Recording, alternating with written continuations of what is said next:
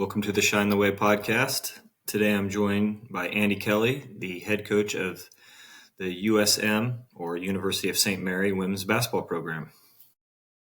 Coach Kelley is entering his fifth season at the helm of the women's basketball program at St. Mary.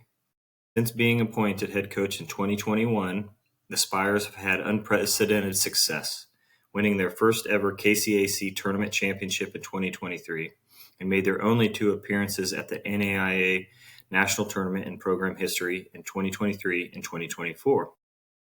Coach Kelley has recruited and coached 16 all KCAC athletes, and I apologize in advance if I mess up your name, Tania Sims,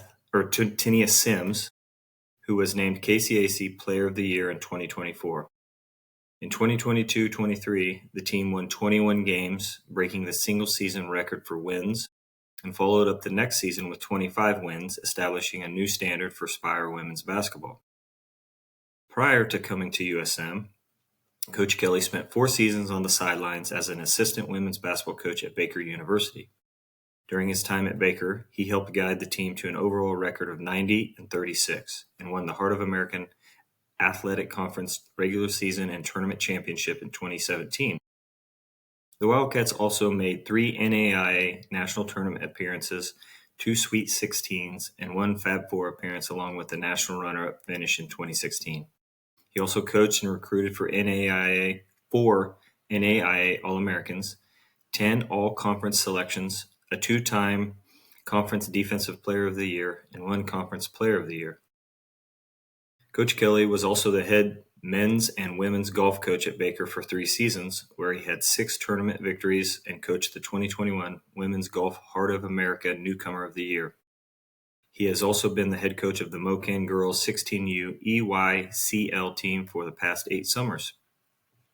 Coach Kelley is a 2014 graduate from Baker University and was a 3-time All Heart of America Conference first team member on the Wildcats golf team. He currently resides in Bonner Springs. He has a lovely wife, Jess, and 1 daughter, and another one on the way. Congratulations and welcome, Coach. Awesome. Thank you. Thanks for having me. Well, let's just jump right into it, because reading through your bio and knowing your background, you're a golf person. So how do we go from golf to basketball? And also, what else did you play growing up? Yeah, I mean, obviously, like everybody, played a lot of sports growing up. Golf's kind of been the family sport my whole life. And so had a golf scholarship to Baker, was a 4-year golfer there, and got involved with basketball as a practice player, a scrimmage player on the women's team at Baker. So Coach Lister, the coach at the time, grabbed some of us to come in and practice and play against the girls, once or twice a week, and I just fell in love with it. And when I graduated, I pretty much harassed him into hiring me as his graduate assistant. Chased him around the entire summer and made him hopefully not regret his decision to hire me, but he got me into the mix. And then it's kind of been, as you said, a little bit of back and forth over the last 10 years. So were you coaching golf at the same time as being an assistant coach? Yeah, so I did 3 years as a grad assistant at Baker for Coach Lister, and then I was hired as the golf coach for the next 3 years. And then that 3rd year as the head golf coach, I got back on staff as an assistant coach for Coach Reese, different head coach at Baker at the time. And then after that 1 season, got the head coaching job here at St. Mary. So I enjoy golf. I enjoy playing scrambles mostly because I'm not good enough to have consistent shots. So I need somebody else to pick me up on the other 4 or 5 shots. I'm one for 6. So coaching golf versus coaching basketball, that has to be quite a bit different in a mentality might be the same, but obviously, I guess I shouldn't assume, but you're probably not watching as much film and breaking down opponents, and obviously because it's a you versus you sport versus 5-on-5. So can you compare the two coaching jobs?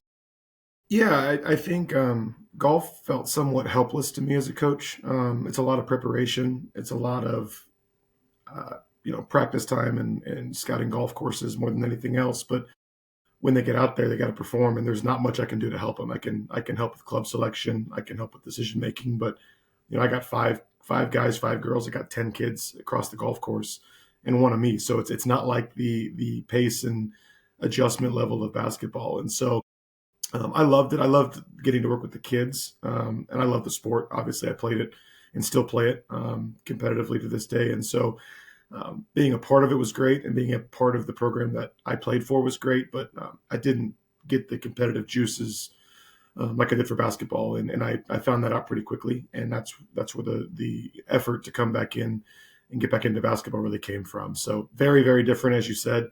Um, just a lot more of a helpless feeling. I don't think I was a great golf coach. I think I could recruit the kids and help the kids and work with them, but I don't think I was the right guy to really, push them and get the most out of them. And basketball's been much more of that for me. Real quickly, could any of your players beat you? No. Okay. And that's also why we weren't very good. So I told them all the time, I said, guys, we're not going to be very good if you guys can't take me down. Yeah. Well, I mean, you sound like you could handle yourself on the golf course. So next time I go golfing and challenge some of these high school students at DeSoto, I think I know who I'm going to bring. I'm ready. Somebody, definitely not Bill. I've asked Bill, and I don't think he's going to carry me. You don't want that. So growing up, you did play basketball in the youth and the high school ranks? Yeah, kind of always around it, and always in love with it. I mean, my high school golf coach was the basketball coach. And so, once again, was never really, wasn't great at it, but loved it. And, as soon as I got that nod when I got into college heard about that scrimmage team, we used a lot of golfers, a lot of tennis guys, a lot of other athletes that played in high school and played growing up, and they had a little bit of an athletic edge, right? And that, like I said before, I just absolutely fell in love with it the second that I got to do it. I could not, being able to be a part of the scouting report, execute what the opponents were going to do, and then go watch them play the game the next night and have pretty much a great idea of what the opposing team was doing. I'm watching a girl and I'm like, yeah, I was her yesterday.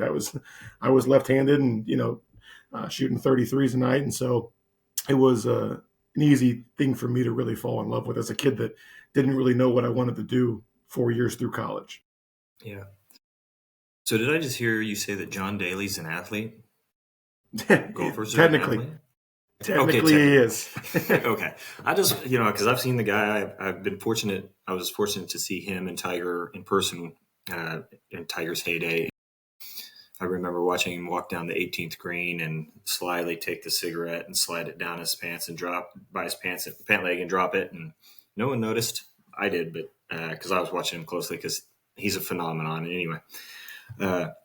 So you spent some time there, and then now you're over at your current job at St. Mary. And before we get into that, though, I guess let's just talk about what was it that you felt when you were playing? Like, what was that passion? Like, what caused you, and why?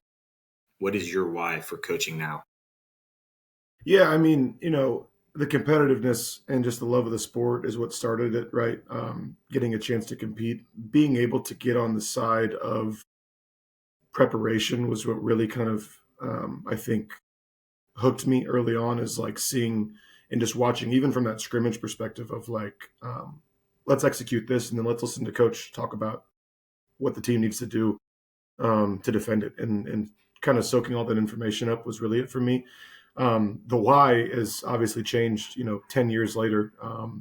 I'm just now getting to the point in year 5 where I'm now starting to see the grown women that we send out into the wild come back and see us for the first time. And so I think the why 2 years ago was chasing selfish desires to win and building a young ego, I guess, to showcase how good I am at this. And, we have our scrimmage last night, and see one of the girls that played for my wife in high school at Wellsville High School, played her entire college career for me, come back and watch us play in our scrimmage. She's a Lenexa police officer, and just like seeing the growth and development of these people that we take in at 18 years old, who are so eager to play basketball, and then turn them into grown women that are so eager to live their life. And I think that has really shifted in me, honestly, over the last few years as I've kind of grown up and seen some of that, in person. So you've taken that now at St. Mary, and you've obviously, based on the bio that we read, you've had some phenomenal success here recently, and so you've got your program rolling, and unlike the high school ranks where you kind of or you have who you have for the most part. You actually have to go on the road and recruit kids and try to keep them. And now I'm sure with the NIL and the portal and all that, I'm sure it impacts you too. And you're recruiting not only your own kids and the new kids. Is that fun? Like never like is that is or is that just part of the process and so you have to do it? Maybe it's not the most exciting part. Is that something college coaches enjoy? Yeah, I mean, you have to, otherwise it'll drive you nuts. I think it's part of the process, and I think it's both. I don't think it's always fun. Not everybody loves sitting in a gym and watching 45 AAU basketball games over a 3-day weekend. But the relationships part of it is fun. I've been fortunate to, with my, coaching in the MOCAN program and organization, I've been fortunate to make a lot of connections with kids and families and then have a lot of them come play for me at St. Mary. And so, yeah, yes and no. I think it's a necessary evil. I think the evaluation part is probably my least favorite, but the relationship building and the connections part of it is my favorite. And having my wife at DeSoto and having so many people that I'm close with, both in the high school ranks and also the club ranks, has made it somewhat easy at times.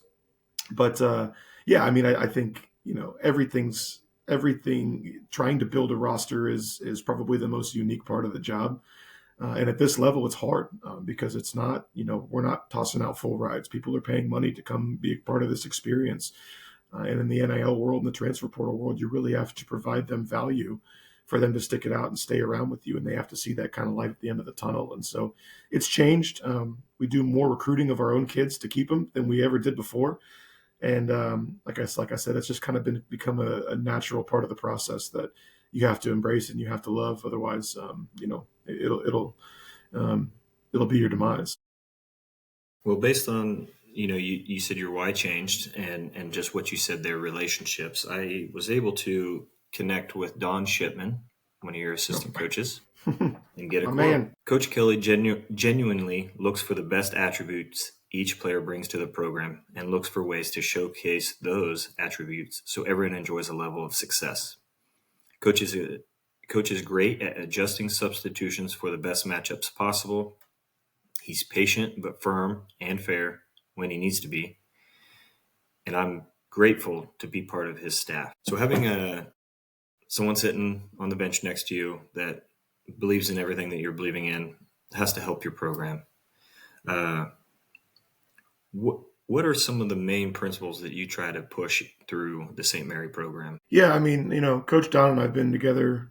So he's been with me in the summers too for the last 8 years as well. So we've coached a lot of basketball games together, pretty much year round. And we've again with you mentioned the why changing. This has changed too, right? As I, I'm still only 33 years old, so I feel like I'm doing it forever, but still pretty young in this and learning it myself as well. And really try to let the kids be themselves. I'm a big sports fan around. You hear with Andy Reid and the Chiefs all the time, and how he pushes players to have their personality, let their personality show.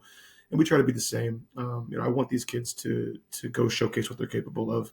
I want them to push and have freedom. I want them to be able to be confident and comfortable in what they're doing, but they have to do it within the ranks of what we're doing, in the structure of what we're doing, and in the commitment level to the consistency that's required to be on the same page. And so, yeah, I think like we said before, the hardest part of this job is keeping everybody happy. And how do we value what the team success is versus the individual success? And the biggest hurdle we climb is getting everybody to buy into roles and the program direction and buy into your job and love your job. And you don't have to be happy with the role. You don't have to accept the role. You don't need to let my evaluation of you change who you think you are as a person. Don't give me that power. I tell the girls that all the time. I'm not that important for you to value yourself on where I see you as a basketball player. But if we can get people to really buy into their job, and my job might be 30 seconds at the end of the second quarter because our starting point guard's got 2 fouls and I have to go get a stop. and that might be my job. And if I can do that at a high level, I can earn myself, a larger place. And so, culturally, program wise, our best teams buy into that. Our worst teams don't, and that's kind of the rabbit that we're chasing from a year to year basis. Yeah. Do you? I've dealt with, like, I coach middle school basketball, been around the high school programs with Coach Rice and Coach Roby and some others, and many of the youth programs. When these young ladies get to college, are you still having to motivate them to put in extra work, or do most of them come at this point self-motivated? Both, and it's kind of year to year. I feel like, again, our best teams, kids are in the gym all the time, and they're perfecting their craft. We talk about it a lot. There's dog days to college basketball, so there's a honeymoon phase that we all jump into right when we start, and everybody's super excited. And so we're flying around. First 2 weeks of practice, it's great. Everybody's loving it. It's like I get to play basketball finally, and that's in late September. And we get to this time of year where we've been going head to head against ourselves for 6 weeks, 5 weeks. And it's a grind, and it's physical, and it's tiring, and the games feel like they're so far away, and the honeymoon phase is worn off. And so the best teams, again, find ways to push themselves through it. The best players, one of the best I ever coached was Tanae Sims, who you mentioned earlier. It is Tanae. It's spelled very oddly, and every place in the country called her Tania, so you're not alone. Okay. But a kid that would just relentlessly work every single day. And so I think there's kind of proof in the pudding. I think there's examples in the program over years that kids start to see. But yeah, it's not easy. It's not easy when you're buried on the bench, and it's January and you've been doing it for 4 months, and you feel like you don't really want to go get in the gym because it's not going to matter to you. And like we say, it's the ones that do are the ones that usually grow the most, and the ones that we see the most successes from. And yeah, so it's year to year, and we've had teams that are in the gym all the time, and those teams are great. And we've had ones that do the minimum, and they're just okay. The reason I was asking that question, because I'm not overly familiar with the NAIA, but you guys run a varsity and a sub-varsity, correct? Yeah, we do. So how fluid can that be during the year? Is it just like in high school that if, like somebody on the sub-varsity is just putting in the work and you're seeing growth, that you can just elevate them on a whim, or is Yeah. there more of a process? I mean, so we have game limits that kids are allowed to play individually, and so you have to kind of manage that as a coach. We've had plenty of players over the years that have double dipped, and a lot of the kids that won't see varsity minutes, if I don't put them in a game, I'll send them to the next JV game to get ample minutes. And so we've got a lot of success stories of kids that have grown. One of our Addison Schlutzbaum will be a starter for us this season. Her freshman year, she played 9 minutes total as a varsity athlete, and had probably 8 triple doubles in JV, and then started 17 games for us last season as a sophomore. And so there is growth, there is flexibility, but we have to manage the minutes of those and the total games played that the kid's allowed to play individually. And so there's a little bit of decision making on, like, do I want to put a kid in for 2 minutes at the end of a varsity game if I can get her 30 minutes the next night in a JV game? Yeah. Well, I like that. And I like that there's the opportunity, and because, you see at the Division I level, sometimes kids come in and they're the 10th or 11th person, and they decide they don't want a redshirt nowadays with the transfer portal or whatever reason. And there may not be any opportunity to get any real minutes. And so the fact that you guys do have sub-varsity opportunities and the ability to maybe start there but grow through it is really a cool experience, in my opinion. Going into, you have your perfect complement of players. What style of basketball do you like to play? We're fast, and we kind of use the 3 terms: fast, physical, and relentless. It's kind of been a calling card for us this year. I think our teams have always been tough. I think our teams have always been, we're not going to get pushed around when we come into a gym, but we want to play fast. We want the ball moving. We shoot a lot of threes. It's been kind of my thing since we've gotten here, is the type of players that we can get, including a DeSoto's owned Addison Tower, who had 8 of them last night in our scrimmage herself. We want to space the floor. We want to be able to attack you from a variety of angles and create that spacing for anybody that's more of our interior style. We've always said at this level, anybody, we're gonna specialize in that 5'5", 5'6", and 5'7" range. And so let's maximize what we can get and let's utilize it to our strength. And so I think you'll see, again, our best teams. And like you said, if I've got my perfect assortment that I can take, we're going to have four kids on the floor that can really shoot it. We're going to play inside out through all of our passing and our cutting, and we're going to really pressure defensively and up the tempo. And I think this year's group is probably the closest we've been, honestly, in my 5 years. This is the first time we've really not had any square peg into round hole players that I need to have on the floor that might not fit the style of play that we want to go to. And so I think we're starting to see some of that success. And yeah, I think the tempo and the relentlessness and just the constant pressure of, even if we lose the game, I want the opposing team to be worn out. I want them to feel like, I want them to have us walk into the gym in our bad years and be like, we really don't want to play these guys, because they're going to be in our face, in our stuff the entire night. And that's been our identity really for the majority of these 5 seasons. Well, you said fast, fearless, and relentless. Is that right? Physical, fast, physical, but I'll take fearless too. Okay. I just, when you said Addison, fast, fearless, and relentless, that's what popped in my mind. I remember watching her, and from her freshman year on at DeSoto, she never seemed to shy away from anything. So perfect person for that style. Do you run 7, 8 with wanting to play fast and wanting to be physical? Do you have to lengthen your bench more to 10, or what's kind of the I guess the honey pot if you had your choice? That's a great question, because I think it's an area that we struggled with last year a lot. I was playing too many kids last year. We were going 12, 13 deep on a night-to-night basis. A lot of that was because we didn't have the separation. I didn't have kids that were taking the roles by the reins and owning it. So we were just kind of searching for the most part of the season. I think in a perfect world, we're living at 10 with the tempo that we're going to play at. Last night, I think in our opening scrimmage was kind of the display of that. We put our first 5 against our second 5, and then sprinkled subs in around those teams. And the first 5's got all the shooting and our best passer, and that's our really heavy offensive lineup. That's got spacing and knockdown ability and rebounding and movement. And then we sub and we get unbelievably fast, and we go into track mode. And I think both styles were really on display last night. And I think that's going to be kind of that calling card. So getting to 10, it's hard. You got to let kids play through. You got to let kids find rhythm. And so in the past, like my first year as a head coach, I had 3 girls competing for the same job off the bench. And for the first month of the season, I gave them each 5 minutes. Well, I can't expect them to find rhythm in that short a time. And you reflect, and it's like, I'd rather give each kid a game, and you're going to get 20 minutes tonight, and the next kid's going to get it the next night, and give them a full reign to test it. So it's an area I'm trying to get better at. It's an area I'm trying to feel out and make sure that our best players are getting their rhythm. But, this year we have talked about exhaust 20 over save 30. And so we've had a lot of kids that'll coast and save energy because I want to make sure I can play for 30 or 35.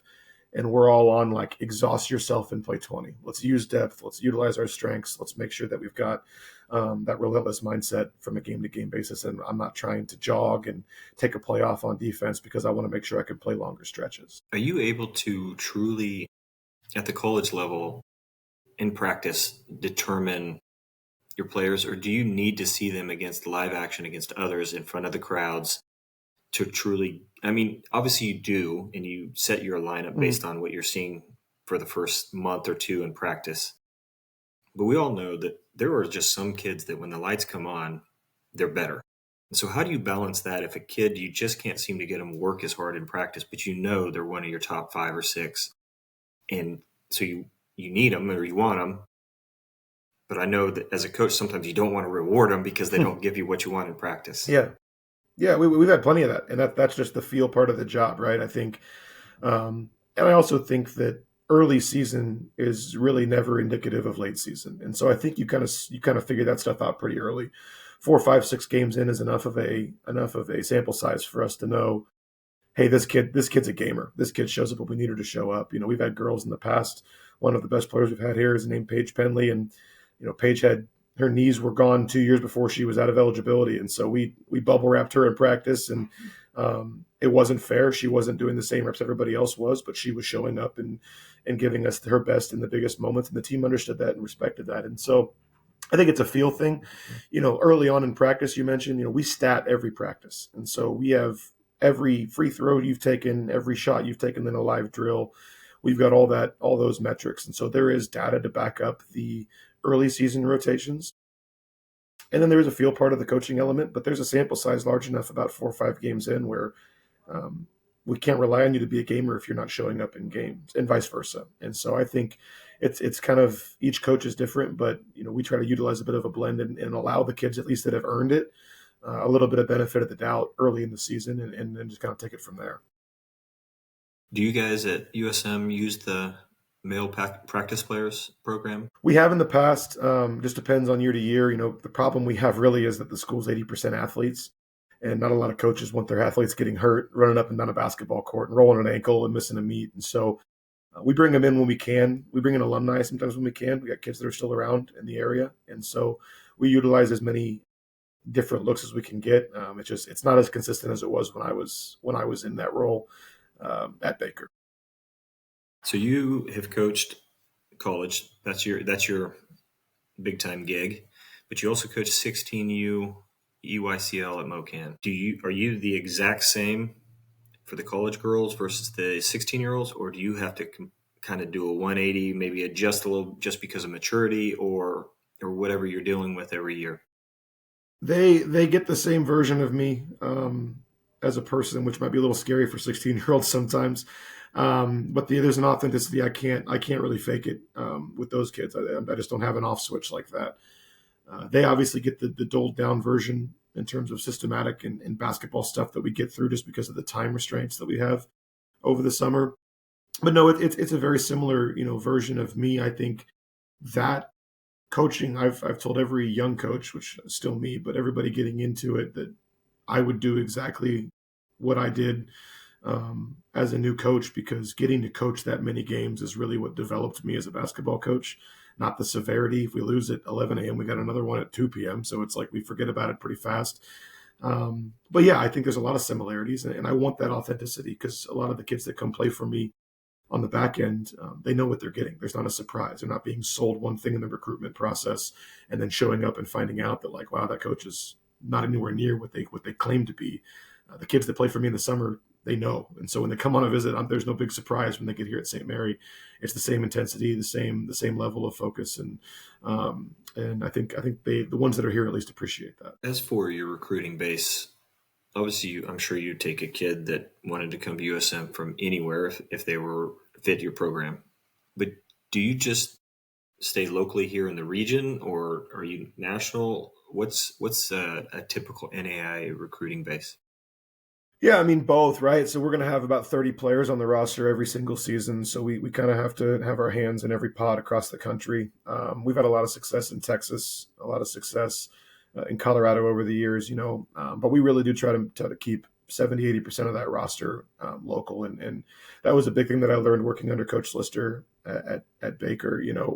We've got NAI women's basketball games. We're going to be playing at noon on a Saturday, and there ain't going to be anybody in that gym sometimes, And so the level of local that Coach Lister was able to bring into Baker really provided us kind of a standard level of support for every game that we had. We had a core 30, 40, 50 aunts, uncles, former coaches, people that were invested in the program that could come to the games and provide us kind of a consistent core. And so there's a good level of both. We obviously love local. We know local.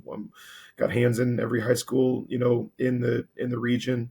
But we've done a good job, I think, over the years of spreading ourselves too. A lot of kids want to see different places of the world. A lot of my Texas kids have never seen snow, and they want to come here and experience it. Now, poor Jacqueline, one of my freshmen right now, thinks that like this is freezing cold. I'm like, you got no clue what's coming your way in January. We step off that bus and there's a -20 wind chill. So they get thrown into the fire a little bit, but they want to see different areas too. They want to experience new places, and a lot of the ones that come from out of state, they usually end up putting down roots when they graduate here too, and it's been pretty cool to see that play out. So a good mix of both, but definitely more local than not. One of the questions I ask high school coaches a lot is the response to a big win or a big loss, and also the lead up to a big game.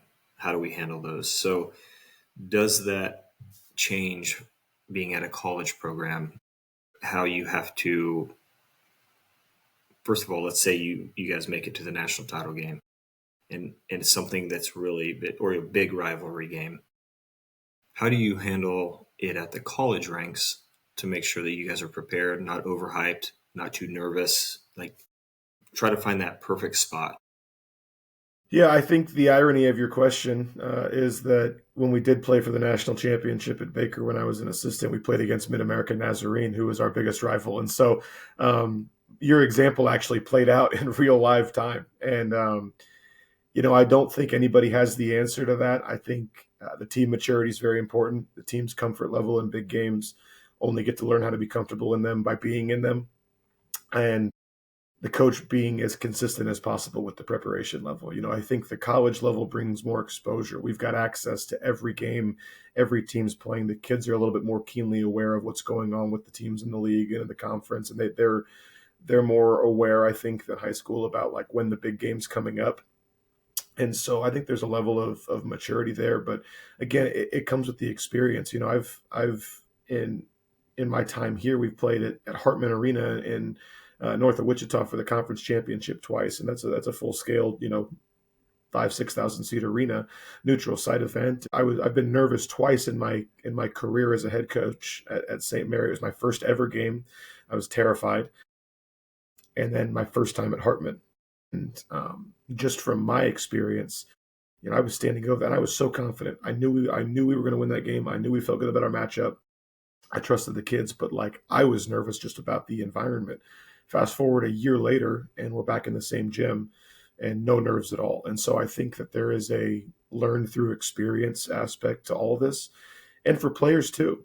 They have to get there and they have to experience it, and usually they have to be disappointed with the result before they're ready to come back the next year and do it again. And I think that that's a natural part of any sport, any team at any level, as they progress from a breakout team into a championship team. And you've got to have kids that learn that on their own, and then you kind of figure out what works for you along the way. Does that flow into my next question here of, you guys have a long season, and especially for the freshmen where they come from high school, yeah, they may play year-round basketball, but it's not the same grind or work ethic needed to get through it all. How do you keep your team from getting too high after a big win? Or if, say, I don't even want to put it out there, but say you go on like a 4-game losing streak, how do you keep them from getting clear down in the dumps and just make sure that they understand that those were the last 4 games, we need to learn from them, but we have a long season ahead of us? Yeah, like I said before, I think early season's not very indicative of long season, right? The best year we've ever had here, we won 25 games 2 seasons ago, and we were 2-2 out of the gate. Went to Iowa and lost by 40 and 25 back-to-back nights to fall to 2-2, and then I think we rattled off the next 12. And so, I think there's a preparation level to just every game, and you try to take it, and it's cliche, but you try to take it one possession at a time, one practice at a time, one rep at a time, focus on those little controllables. I think if you get caught up in the big picture, you get caught up in, hey, we're down by 8, you get caught up in those moments. It becomes bigger than what the job is, which is just, we got to go score on the next possession. We got to get a stop on the next possession. And so simulation wise, we do, I've began trying to learn from people around me. Rocky Lamar from Mid America Nazarene, one of the greatest coaches in the Midwest in basketball ever, ended up at Bethel as the women's coach the last few seasons, and just retired this last year. And picking his brain and learning about how much they play at practice, how much his teams played when he was at Mid America. I'd watch them play Baker in these big rivalry games on the men's side, and it seemed like Baker had the lead in every game, and then you would come back from a 4 or 5 point deficit in the last minute and hit the big shots every time. And I asked him, why are you guys so comfortable in those moments? And he's like, that's all we do is play through situations and put kids through it. And so trying to keep them so focused on moments and not on big picture stuff is really important.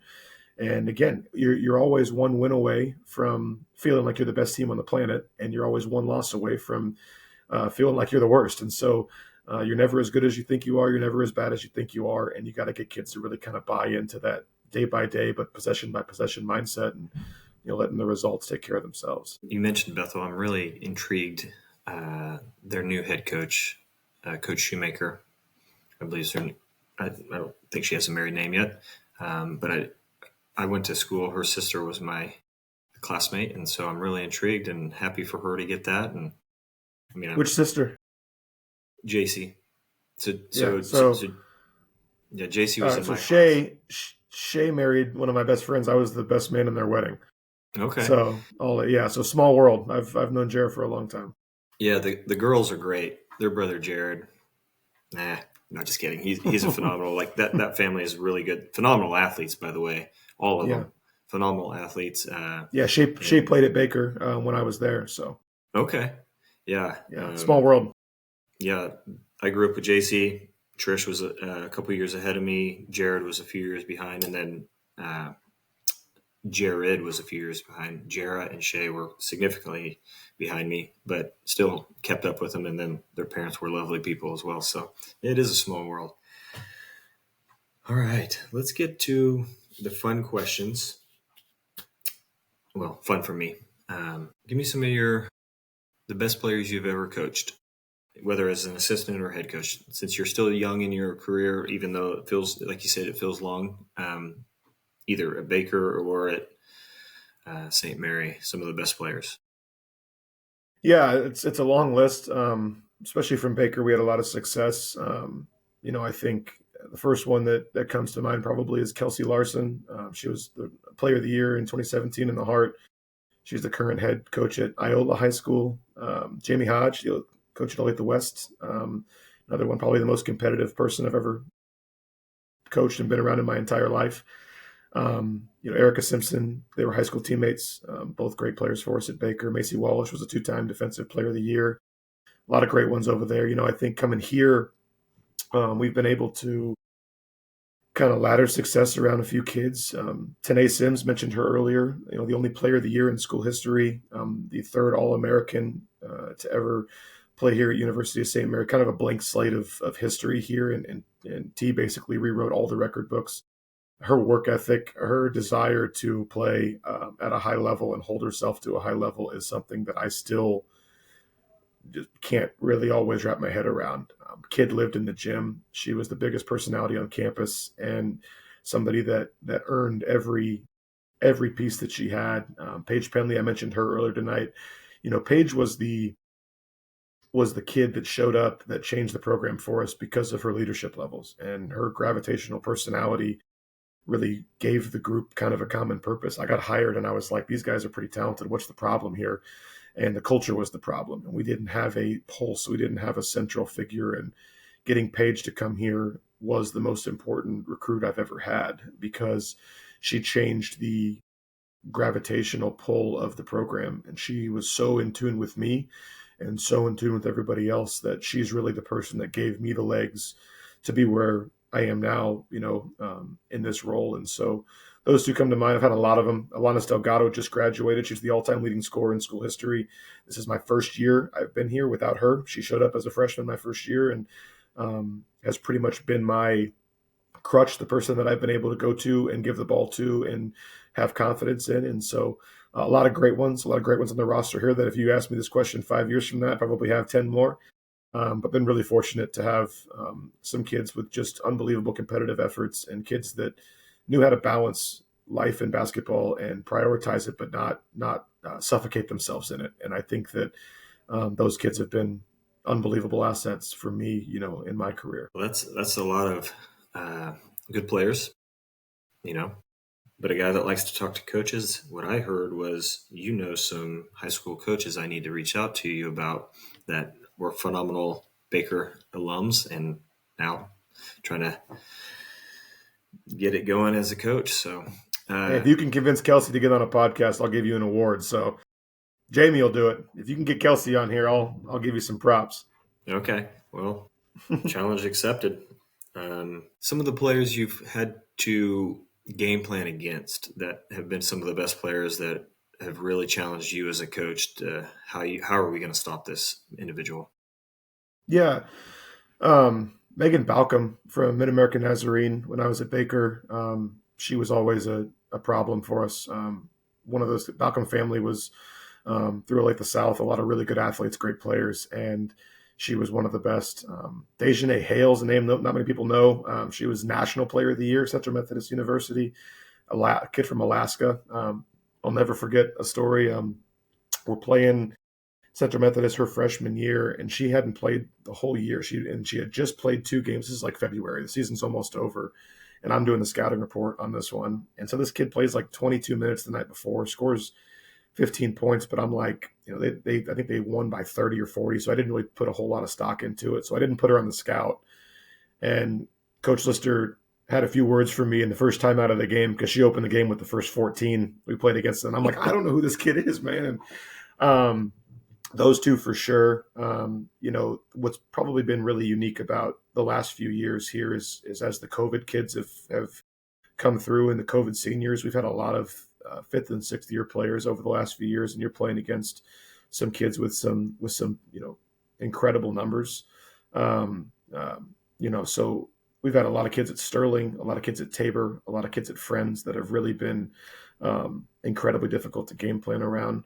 Bethel, we mentioned Bethel. They've got a couple of them right now that are nuisances to me as we prep for games. But I'm not sure I've ever seen somebody at this level play with the ability that Dejanay Hale did at Central Methodist. She was the most elite and dynamic scorer, lefty. I mean, just smooth and we felt like we guarded like crazy, and we look at the box score and she had 24, and it's like I don't have an answer for that one. So I've been fortunate to coach against a lot of, and then the AAU ranks too. You talk about you're going against some high level D1 kids. There's a kid at Nebraska right now. Britt Prince is her name.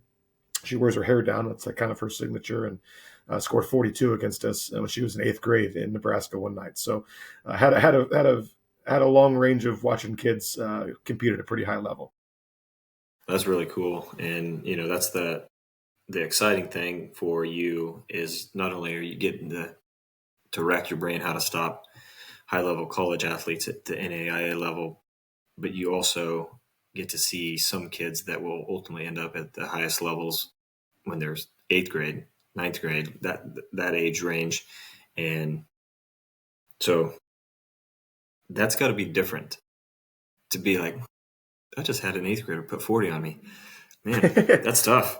I'll never forget it. I'll never forget it. And I because of it, I watched her high school career, followed that, and then now she was a freshman starter at the University of Nebraska last year, and was one of the better players in the country. So it's pretty cool to be able to see that. I mean, Jalea Davis, who's a freshman at KU, will be one of their better players this year. She was on my team that summer, and you get to watch some pretty special players. Even at 8th grade, you can tell that these kids are different, and been fortunate to have a lot of those over the years. Well, talking 40 points, like I don't think people truly understand. Like, I mean, I saw Kinsey do it, I think last year once, and you just don't understand because there's nights where somebody gets 20, 25, and you think, man, they scored every point for them, and then you look and you're like, oh, that's only 25. That extra 15 to 20 points is a lot. So, yeah. Kudos to that girl being able to put 40 at any point in time. Unbelievable. Probably the most exciting thing that came out of our early conversation before jumping on here is that I finally get to ask somebody their top 5 to 8 from a university that is not KU. Give me your all-time Indiana Hoosiers. Yeah, so this has been kind of a lifelong fan. This has been painful my entire life of being an Indiana fan. I can blame my dad for that. However, football, we got rolling right now, so we're going to keep riding the wave with football. If I'm giving you 5, I think Steve Alford's got to be one of them. That wasn't my generation, but I think that's kind of a no-brainer. My dad will get mad at me if I don't include some of the more Bobby Knight guys, but I'm going to go younger on this one. Yogi Ferrell was my favorite player to watch. Unbelievable 4-year Hoosier, dynamic. Victor Oladipo was one of those guys that I loved. Cody Zeller, those guys all played together. Those teams with Tom Crean were unbelievable. So those guys. And then there's a lot better players than the guy I'm going to say last. But Christian Watford hit the biggest shot against Kentucky in probably Indiana basketball history and one of the most memorable shots in college basketball history that gets replayed every single year. And so he might not be the greatest player, but I got to have him on there. That's one of those memories that every year pops onto social media. And one of my favorite memories as an Indiana fan, I was a sophomore in college and went running through my dorm room when he hit that shot. And so those five would be my favorite five. Well, I love that because we talked earlier on here about the kid that can step up and knock down the big shot in the tough moments. There's something to that. Not everybody can do that. And in talking with the previous basketball coaches, I think only maybe one of the four has mentioned Mario Chalmers, and that was a big shot. That got him their first title. And I'm not a KU fan, but that would be number one on my list. You kind of you break that seal with that shot. That changes everything. And there's been a lot of Frank Masons and a great player, but I mean Mario, as a K-State fan, didn't like him, but he was really good. So, all right, let's jump to the NBA. Give me your 5 to 8 all-time NBA. And you're a younger guy, so I'm kind of curious. All time, man. Jordan's the GOAT. No questions from me. I think you have to respect LeBron's unbelievable physical durability. I think he's probably the greatest athlete of all time for any sport. I think he's a specimen. I think he's been just a good human. Never had any issues. Family guy, and the guy is durable. I mean, the guy plays every season, and he's in year 23, 24 in the NBA. Year 23, I think. And so those two, I'm a big Kobe Bryant guy. And so Kobe's going to be 3 for me. The person that got me into NBA basketball is Reggie Miller. I'm a big Indiana Pacers fan. So Reggie is not one of the top 5 players of all time, but he is for me, and he's one of those guys for me. And then I'll throw a shout out to the younger generation, and I'm putting Halliburton in there because if he doesn't tear his Achilles, my Pacers have got a title this year. So I got to give him a little bit of love. That Game 7 was brutal. I'll never recover. I'll never emotionally recover. He has been significantly better. I remember watching him at Iowa State, and I thought, man, he's a good player. I think he'll be able to have a nice NBA career, probably an off-the-bench guy, and he has far surpassed that already. And I don't like seeing anybody get hurt in the athletic world. I like seeing the greats be great, and he was on one last year until that happened. He was tough. That postseason run was he was on a different level than anybody's really ever been at before. Nobody hits that many game winners, and it just doesn't happen. And I think the way that he started that Game 7, he was on fire that night too, and kind of a gut punch. My wife came home right as I'm like laying on the floor I'm just like, I watched the whole game like this. Just I could not. It like sucked the wind out of you for that run, and so I got a lot of bias towards my Pacers, but I got to give Halliburton some love for that showcase he put on last year.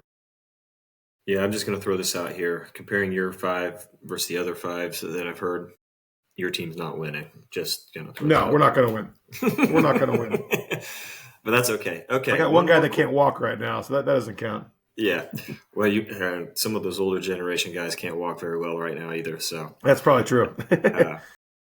One more question, and then I want to talk real quickly about the upcoming season. So you and Coach Jess are both basketball coaches. Who's a better basketball shooter between the two of you? Shooter? Well, Jess is all about defense, so I got to give myself the shooting nod. Okay. Who wins a one-on-one? I'd probably take it easy on her, so I'd let her win one. And she's pregnant now, so I can't. I really can't do anything now. That's true. That's funny. So what I want to end up with here is just kind of a look forward for your upcoming season and why anyone that hears about this should come support USM. Yeah, I think we got great kids and great families and kids that love the sport, love to compete. I think we learned a lot last year. I think I've been a part of a lot of success as an assistant and a lot of success here as a head coach. And I think I learned more last year than I've learned in the previous 10 years combined about myself and the things that I took for granted, and doing a lot of getting away from being detail oriented and just getting lazy, quite frankly, and assuming that we're always going to be great because we've got it figured out. And you find out really fast in this business how quickly your legs get torn down from beneath you. And so um, this group's been incredibly bought in. The leadership's been great. We're doing a lot of things more specific. I'm being very detail oriented. I'm being very rigid and black and white with the group, and they're responding. And so, until we start playing games, it's hard to have expectations. Every coach this time of year thinks they're terrible and thinks they're great. We got to see how it all unfolds. But I'm very, very happy with where we're at. I love the group that we've got. I think we've got a chance to string some wins together, and I'm looking forward to competing. And I think this is a fun group. It's a fun style of play. Like I said, we had our blue-white night, which is kind of like our midnight, late night in the fog set up last night. And the game was 85-79. There's a lot of tempo, a lot of fun, a lot of points being thrown up. And so it's a fun brand of basketball that's intentional. I want people that want to come watch the sport. And unfortunately, not everybody loves games that are 48-52. And so I think it's an exciting brand. We're not too far from from Kansas City and everybody in the metro. We got a lot of local kids, and so I think it's a great group. I'm excited for it. It's hard to believe it's basketball season.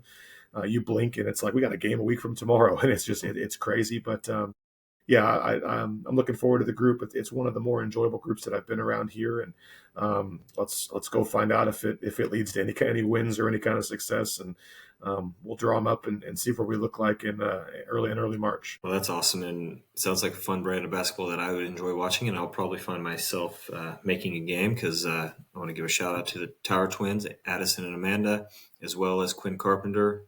I get the pleasure of coaching her younger brother, who is a stud, and Yep. she, in her own right, can go get it. So I hope those three have a great year for you, and wish you nothing but the best of luck. And once again, congratulations to you and Jess. Thank you so much. I appreciate it. Thanks, Coach. Thank you.